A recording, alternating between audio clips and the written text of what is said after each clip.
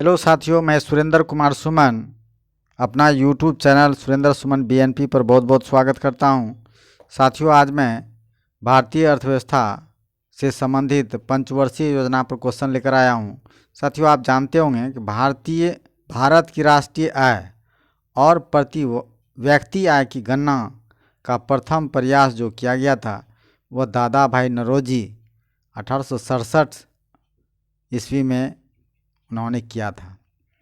आज़ादी के बाद भारत सरकार ने पीसी महालनोबिस की अध्यक्षता में राष्ट्रीय आय समिति का गठन किया था और बाद में जो है केंद्रीय सांख्यिकी संगठन की संस्था को एक दायित्व दी गई थी जिसमें राष्ट्रीय आय की गणना करना था और किसी भी देश का एक वर्ष में जो उत्पादित जो वस्तु या सेवा होता है या शुद्ध मौद्रिक मूल्य जो उसका योग होता है साथियों, वो राष्ट्रीय आय कहलाता है।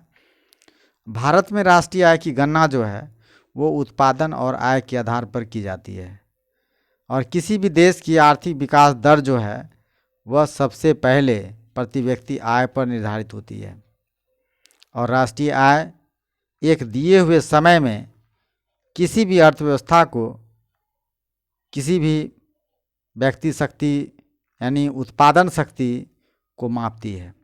जैसे भारत के सकल घरेलू उत्पाद में जो जीडीपी आप कहते हैं में सर्वाधिक योगदान जो आपका अभी देश में आपका महाराष्ट्र का है और सर्वाधिक प्रति व्यक्ति आय गोवा का है। यह जो राष्ट्रीय आय का आंकड़ा है ये साथियों 1 अप्रैल से लेकर के 31 मार्च तक का जो मैं आपको अपडेट बता रहा हूँ ये 1 अप्रैल से लेकर 31 मार्च तक के बीच का है, यानी 1 अप्रैल 2021 से लेकर 31 मार्च 2022 तक ये अपडेट है साथियों।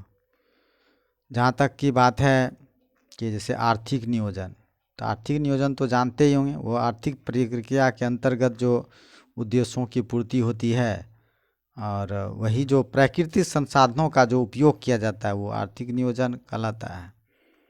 आप 1934 ईस्वी के संदर्भ में जानते होंगे कि प्लान्ड इकोनॉमी फॉर इंडिया जो सबसे पहले एक ऐसी पुस्तक लिखी गई थी जो भारत में आर्थिक नियोजन संबंधी प्रस्ताव को पारित किया गया था 1934 ईस्वी में। प्लान्ड इकोनॉमी फॉर इंडिया इसकी रचना डॉक्टर विश्वेश्वरैया ने किया था। आप जानते होंगे आज़ादी के बाद 1947 ईस्वी में जिसकी अध्यक्षता में एक आर्थिक नियोजन समिति का गठन किया गया था, इस समिति का सिफारिश यानी 15 मार्च 1950 ईस्वी को पंडित नेहरू की अध्यक्षता में एक योजना आयोग की गठन किया गया था जो बाद में आप जानते होंगे 2015 ईस्वी में नीति आयोग की स्थापना हो गई और एक उसमें से एक परामर्शदात्री निकाय के रूप में एक योजना गठन किया गया। उसके बाद जो है हमारे देश की सरकार ने जो पंचवर्षीय योजना का गठन किया साथियों, मैं उसी पर क्वेश्चन लेकर के आया हूँ जो काफ़ी इम्पोर्टेंट्स है, जो सभी कॉम्पिटिटिव एग्ज़ाम के लिए महत्वपूर्ण रहने वाला है। चलिए मैं शुरू करता हूँ। आप तो देख ही रहे होंगे डिस्प्ले पर कि भारत में प्रारंभ की गई प्रथम पंचवर्षीय योजना का मुख्य उद्देश्य क्या था। तो साथियों, ये संतुलित आर्थिक विकास का प्रारंभ करना ही प्रथम पंचवर्षीय योजना का उद्देश्य था। देश की प्रथम पंचवर्षीय योजना जो था ये आपका हेराल्ड डोमल मॉडल पर आधारित था जो आपका प्रथम पंचवर्षीय योजना था और इस क्षेत्र में सर्वोच्च प्राथमिकता जो थी साथियों ये कृषि के क्षेत्र में दिया गया था। और दूसरा पंचवर्षीय योजना जो 1956 ईस्वी में आई थी, इसका मुख्य उद्देश्य समाजवादी समाज की स्थापना करना था साथियों। और यह योजना जो था महालनोबिस मॉडल पर आधारित था। और इसमें जो सर्वोच्च प्राथमिकता थी, ये आधारभूत संरचना, आप समझते ही होंगे आधारभूत संरचना क्या होता है, और भारी उद्योग, ये दोनों पर आपका आधारित था। नेक्स्ट था तृतीय पंचवर्षीय योजना। तृतीय पंचवर्षीय योजना जो 1961 में आया था, इसका मुख्य उद्देश्य आर्थिक आत्मनिर्भरता प्राप्त करना था। और यह जो था कृषि और उद्योग के क्षेत्र में इसको प्राथमिकता दी गई थी। इसका प्रमुख उद्देश्य कृषि और उद्योग था, आर्थिक आत्मनिर्भरता को प्राप्त करना था। जबकि चतुर्थ पंचवर्षीय योजना जो 1969 में आई थी, इसका पुनः सर्वोच्च प्राथमिकता कृषि को ही दी गई थी। पंचवर्षीय योजना पांचवी जो आई थी 1974 में, उसका प्रमुख उद्देश्य था गरीबी उन्मूलन। और पांचवी पंचवर्षीय योजना का दूसरा प्रमुख उद्देश्य था आर्थिक आत्मनिर्भरता। और इसमें जो सर्वोच्च प्राथमिकता दी गई थी वह था उद्योग। साथियों, इसको बहुत अच्छी तरह से आप गहन कर अध्ययन कर लीजिएगा।